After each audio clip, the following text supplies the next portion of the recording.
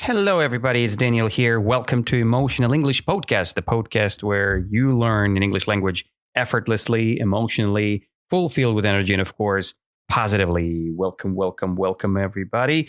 Today, I've prepared another great podcast episode for you guys, the podcast about social shame. It's a pretty big topic for our discussion, and we should speak about it.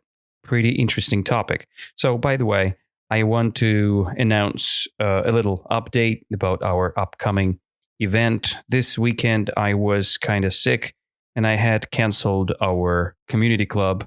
But then I've decided to make another club this week. So 29th of June, right? We will see each other and we will discuss a beautiful topic about relationships and AI. So that's going to be on Sunday, 29th of June, and we'll start 12 p.m. Moscow time until 2 p.m. Moscow time. So if you guys are interested, just go to Emotional English Community group on Telegram and join our meeting, okay? So it's a donation-free event, so you decide how much money you want to donate or not to donate at all. So up to you guys. So let's begin. And let's discuss the topic, all right? So today is the day, right? So the weight of social shame. My first question to you guys, what do you know about social shame? What is shame? So that's the probably, the feeling you have, right? Or that's the opinion people have about you, right? So when you discuss the topic of shame, you feel not good and people think something about you, right? And social shame, as shame itself, is the thoughts from the society, right? So the society is the people who live around you, and that's your social group. And if people start criticize you around, so they put shame on you and you feel a big shame, right? So shame is a very interesting word, and it's a very popular word, but we can discuss today. And the weight of social shame has a different, different size, right? The shame has a different size, and the weight, the amount of shame is different from one place to another, right? So that's why we can discuss it deeply. The synonym to the word shame is humiliation. So if you're humiliated, you feel shame. Okay.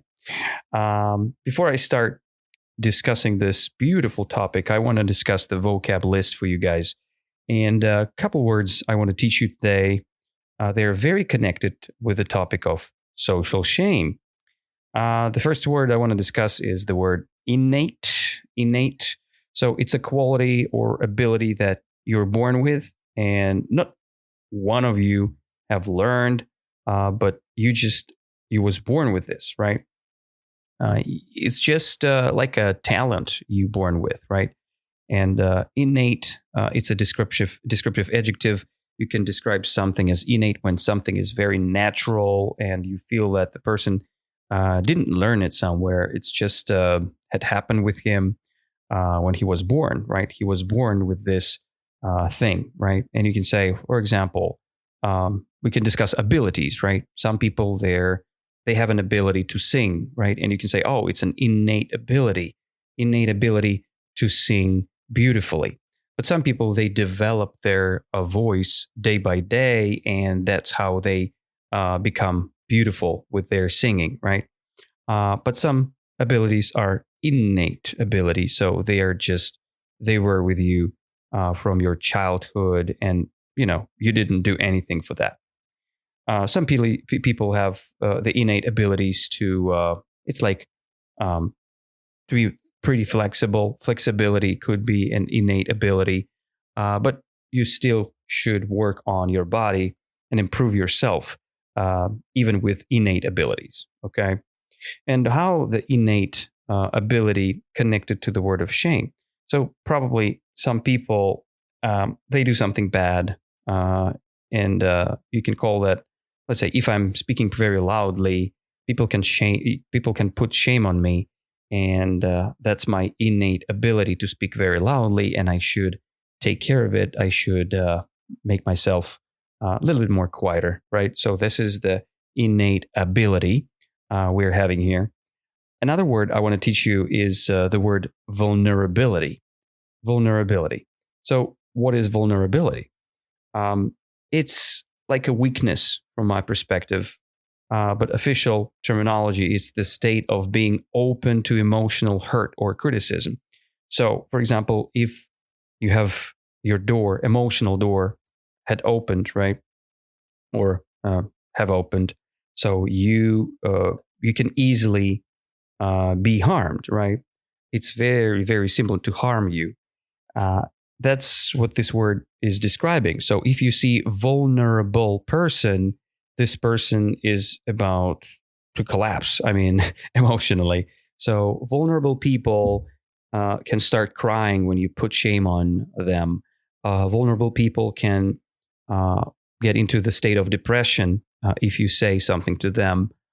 So vulnerability is a state when people can hurt you badly, and you should be very careful with words, because vulnerable people, they're very easily to be hurt, to be harmed. Okay, so make sure that you understand that some people are vulnerable. Okay, and they have a lot of vulnerability.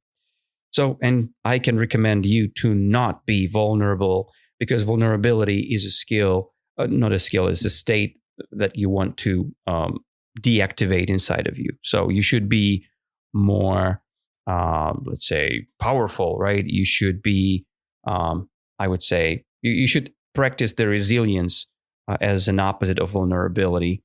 So you will be more powerful, you will have more energy, and that's how you can achieve your goals more effectively. Not when you're vulnerable, but when you are powerful and you have very good, let's say, power inside of you, right?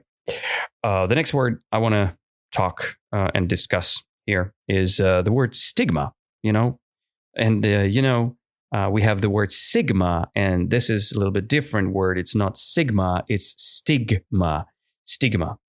And this stigma, it's a noun, and we can describe stigma as a strong feeling of disapproval that most people in a society have about something, especially when it's unfair, right?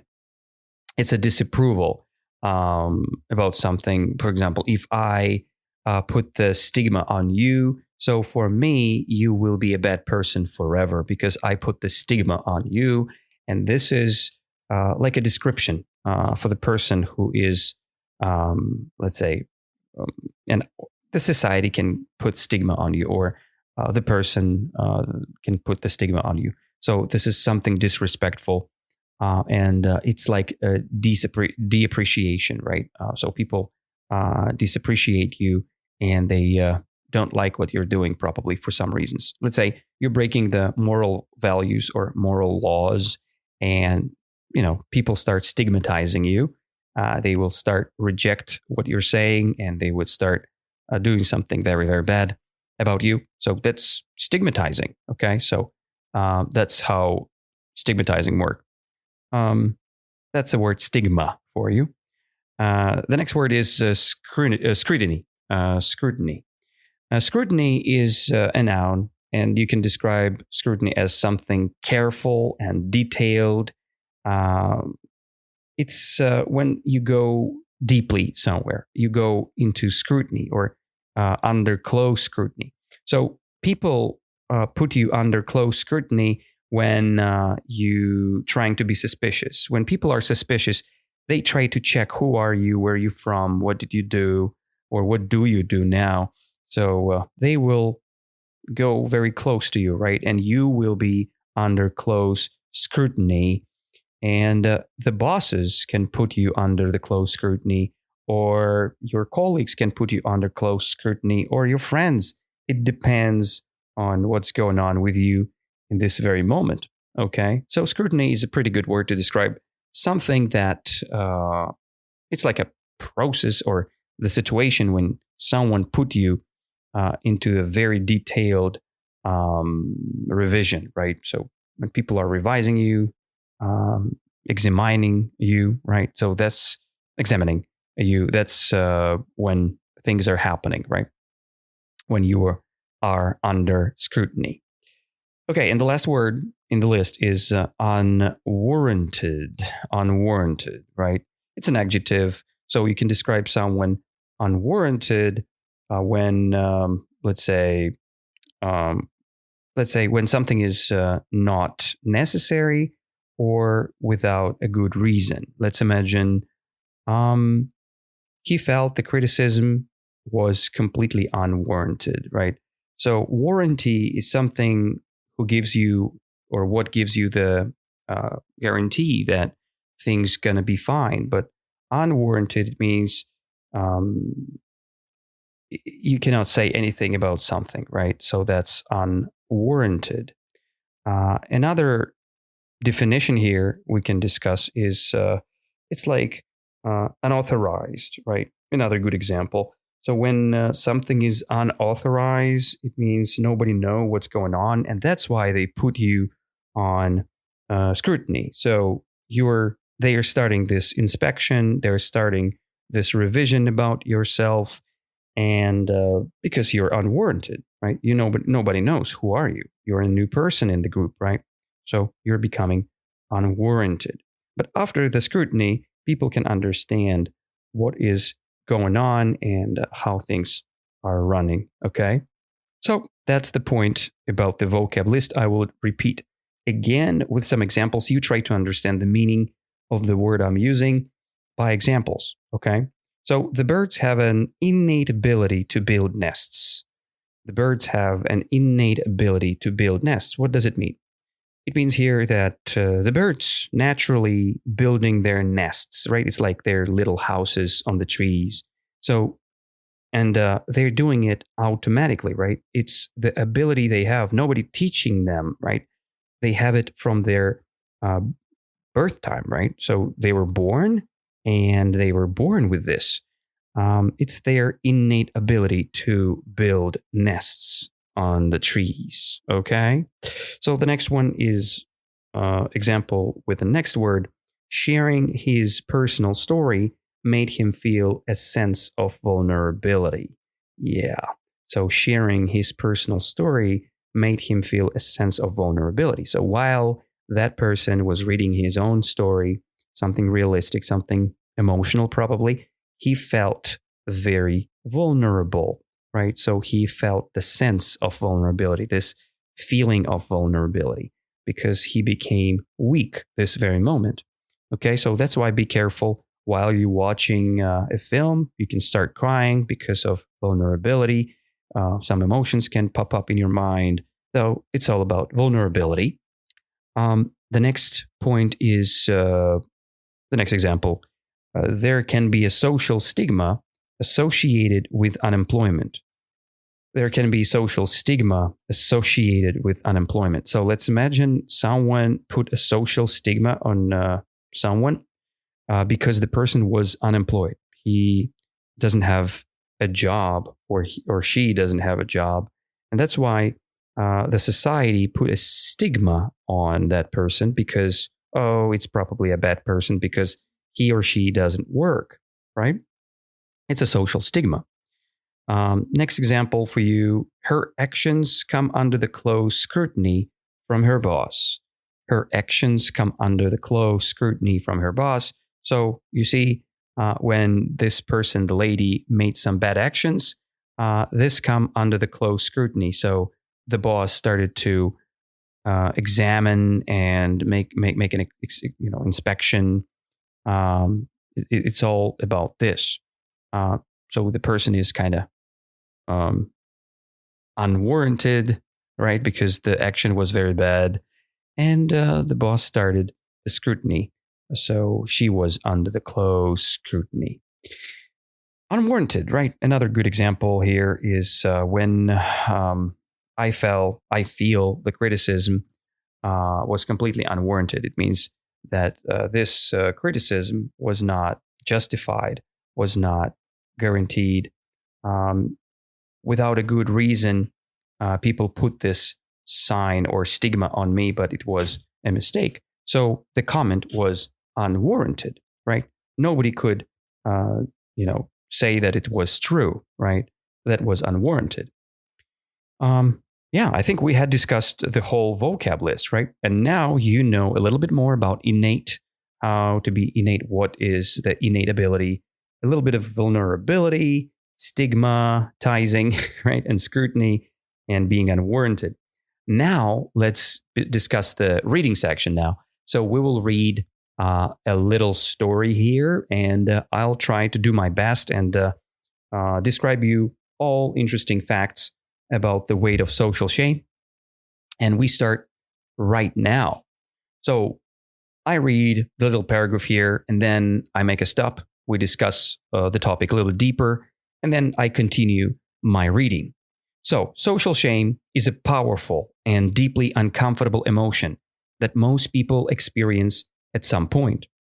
It's some sinking feeling in your stomach when you believe you violated a social norm, made a mistake in public, or fear being judged negatively by others.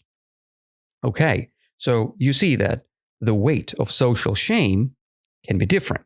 You can just make a mistake in public. You can have a fear of being judged negatively by others. And some imposters, the people who are very connected with the society, they can have the problem with that state, right? So it's very, very powerful thing and popular thing. I think nothing was kind of hard here, right? So we just discussed that you have this sinking feeling in your stomach, right? This negative feeling inside of you. And you kind of believe that you're violating your, breaking a social norm. So you're making a mistake in public and you fear of judgment, right? So people can judge you negatively and you feel that right away. So this feeling is not just personal, it's profoundly social, as it stems from our innate desire to belong and be accepted by our community or group. Very good sentence here, right? So this feeling is not just personal. It's not just a personal feeling of social shame. It's profoundly social. It means it's in general, when people, the community, think negatively about you, that's becoming social, right? And it stems from our innate desire. So what does it mean? It stems from the desire. It's kind of goes from, it's the main body, right? It starts from something, right? The main body of the plant is a stem, and it goes from our own desire to have the belonging, right? And to belong to the society who accept us, right? The community who accepting us, the group who accepting us. So we want this. It's our desire. It's our, not just a simple desire. It's our innate desire. And innate desire, it's what we've got from our birth, right? So we were born and we got this innate desire to feel good inside of the community. And when you do something bad, the fear is coming and you feel very bad. So you have a social shame. The fear of disapproval can be so strong that it significantly influences our actions and choices. Yes, it's very true. Nothing else new here. So it means that significantly means like super big, very much influences us, right? And that's why we have some problems here. The fear of disapproval can be very, very strong. Just make sure that you're not doing something bad related to society, right? To not have a social shame. So it's the first paragraph. Now I will read the whole paragraph without stop, just for your clarification of the vocab and just deeper clarity. I will read very slowly for your own understanding. Social shame is a powerful and deeply uncomfortable emotion that most people experience at some point. It's that sinking feeling in your stomach when you believe you violated a social norm, made a mistake in public, or fear being judged negatively by others. This feeling is not just personal, it's profoundly social, as it stems from our innate desire to belong and to be accepted by our community or group. The fear of disapproval can be so strong that it significantly influences our actions and our choices. Okay?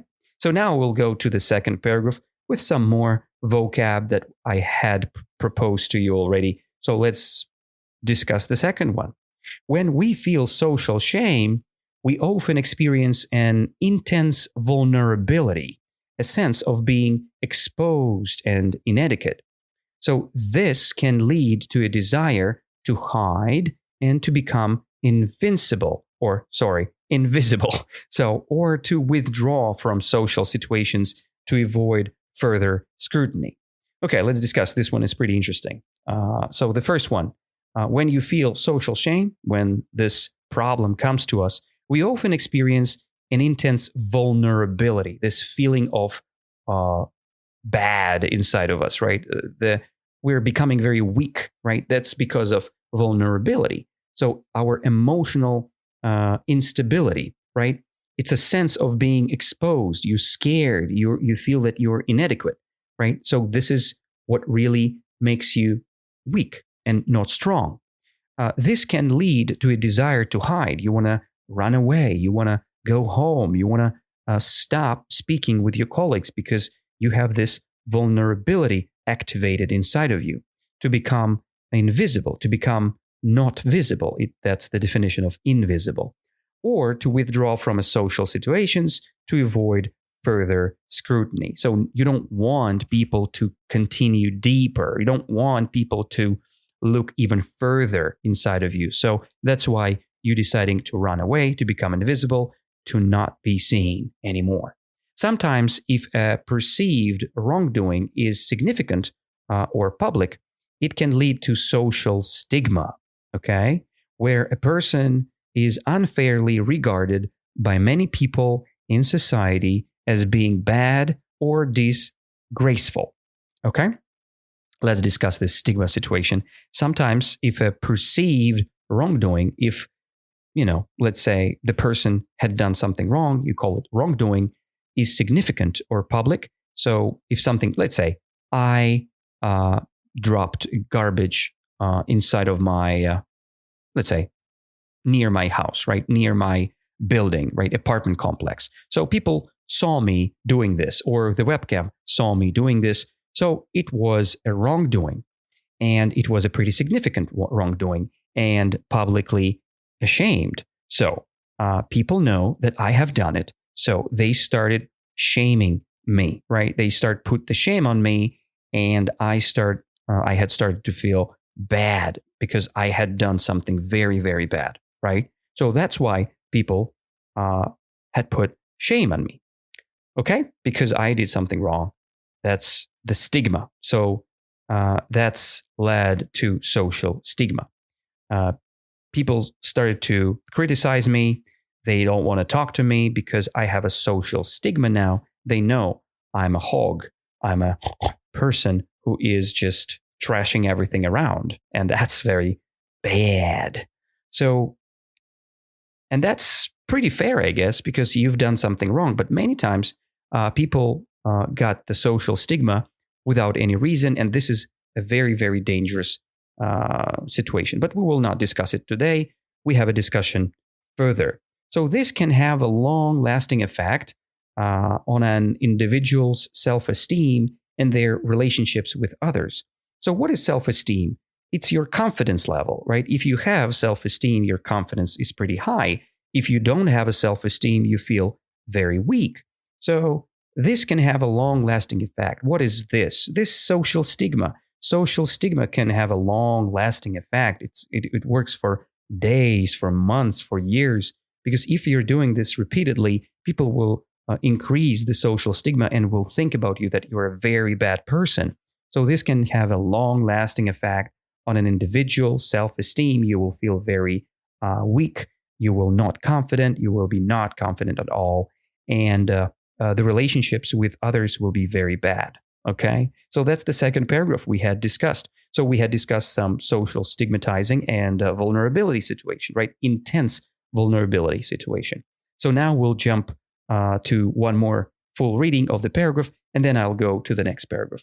So when we feel social shame, we often experience an intense vulnerability, a sense of being exposed and inadequate. This can lead to a desire to hide, to become invisible, or to withdraw from social situations to avoid further scrutiny. Sometimes, if a perceived wrongdoing is significant or public, it can lead to a social stigma, where a person is unfairly regarded by many people in society as being bad or disgraceful. By the way, disgraceful is the person who is not good. It's the synonym to be a bad person, or shameful, disgraceful, unacceptable. So this is what disgraceful is. Nobody wants to speak to you because you're disgraceful. You have no grace inside. So this can have a long-lasting effect on an individual's self-esteem and their relationships with others. Okay? So we had finished already 2 great paragraphs about the weight of social shame. And just a quick reminder, if you want to, let's say, support our podcast, you can go to Boosty and find the Emotional English there and support our channel there. And don't forget to subscribe on our community on Telegram. It's Emotional English. Go there, subscribe, and let's stay in touch. Every day I post something interesting about English learning, vocabulary overview posts, and much more than that. So let's stay in touch. The third paragraph, let's go ahead. Understanding social shame is important because it highlights how much we are influenced by the expectations and judgments of those around us. So, yeah, I think this is pretty clear. When you understand the social shame, you understand how important is this, because it highlights how much we are influenced. It highlights, that showed us how much the society pushes us, right? And influenced by the expectation and judgment. So we don't want to be judged by other people. That's why we're focused on what we're doing, and we try to never be stigmatized, right? That's the point.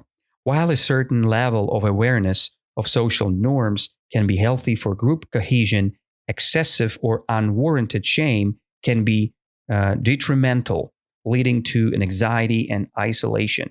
Yeah, that's a good and pretty hard paragraph. Sentence. Let's discuss it step by step. While a certain level of awareness, right? While you have a little focus from society on you, right? When you have a level of awareness, when you pay attention to the social norms and people pay attention to you as a human member, a society member, right? It can be healthy for the group cohesion. When you respect the social norms and other people respect the social norms, you will never be stigmatized. But the word cohesion, right?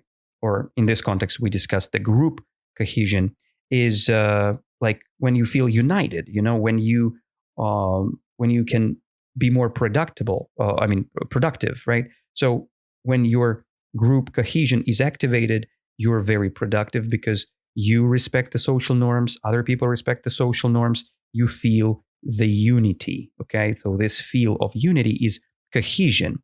And excessive or unwarranted shame can be detrimental. What does it mean, detrimental? It's a good phrase. It's about harm, right? So when something is detrimental, it's hurt. It hurts very badly. So it's leading to an anxiety. It breaks lives. It makes you very vulnerable. It's leading to isolation. People don't want to talk to other people because of this detrimental state, right? So the shame can be unwarranted as well, right? Excessive or unwarranted shame. This is too much when people exaggerate, or thinking badly about you without justice, right? Unfairly. So when people think that you've done something bad, but in reality you haven't done it.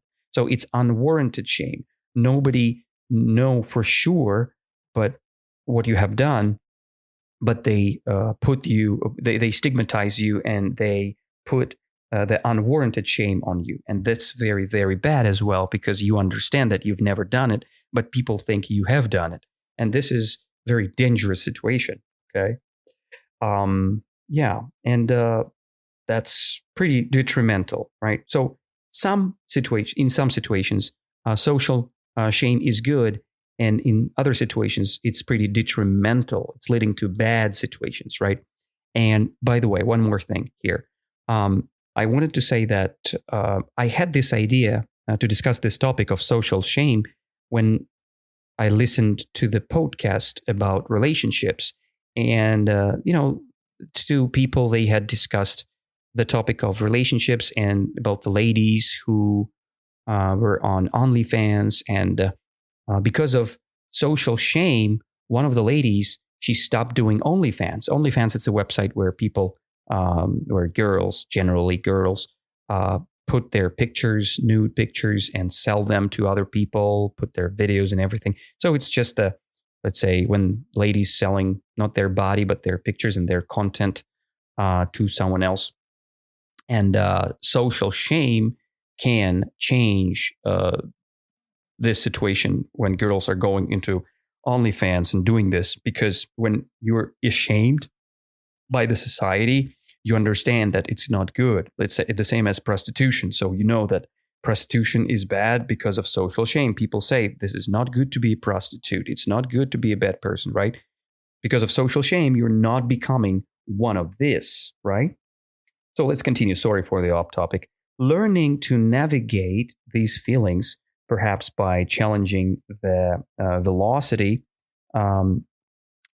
or validity. Sorry about that. Validity, not velocity. By challenging the validity of the judgment, or practicing self-compassion, of course, is a crucial part of emotional intelligence and well-being. I will read this part again because I made so many fuck-ups here. Learning to navigate these feelings, right, the feelings we're having, perhaps by challenging the validity of the judgment. So, validity is, is the understanding, is it legally acceptable or not? It's a legal acceptability, validity. And if you have the validity of the judgment, we can challenge it, right? We can challenge the validity. Okay, 1 second. Navigate these feelings, perhaps by challenging the validity of the judgment or practicing self-compassion. To understand this part, we discussed what is self-compassion, right? Self-compassion is when you, let's discuss compassion first, right? Compassion is when you feel sympathetic pity, I would say, or concern for something, right? That's a compassion. And self-compassion is about questioning yourself about something, right? And the compassion is very important, right? Have you done something good or have you done something bad, right? Because nobody knows how other people think about you or your actions, right? Some people think that you've done correctly. People say that you've done not correctly. And when you practice self-compassion, you can understand what's really good for you and what's really bad for you, right? And the paragraph says here, it's a crucial part of emotional intelligence and well-being. So when you understand what is good and what is unwarranted, what is not good, what is leading to bad things, so it's kind of the part of emotional intelligence. It's a crucial part. So if you're a good person, it's the part of your emotional intelligence and your general well-being, right? Yeah, that's the third paragraph. We have finished it, and we're going to the end. So let's finalize it. I will read this again, and then we'll conclude this discussion. Understanding the social shame is important because it highlights how much we are influenced by the expectations and judgments of those around us.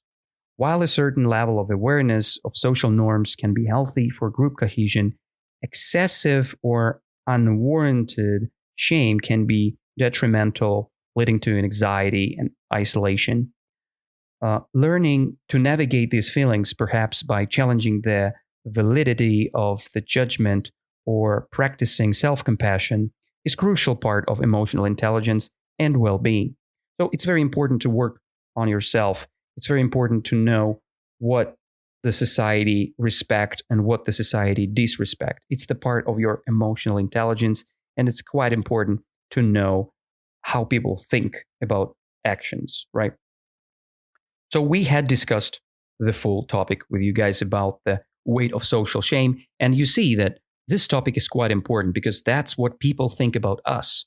And if you speak English effortlessly, emotionally, fulfilled with energy, and of course positively, people will think that you're a good person because this is the validity that people would like to share with you. So that's a very good point of respect. If you learn English and you know how to speak and you know how to discuss any topic you want, that makes you a better person for sure.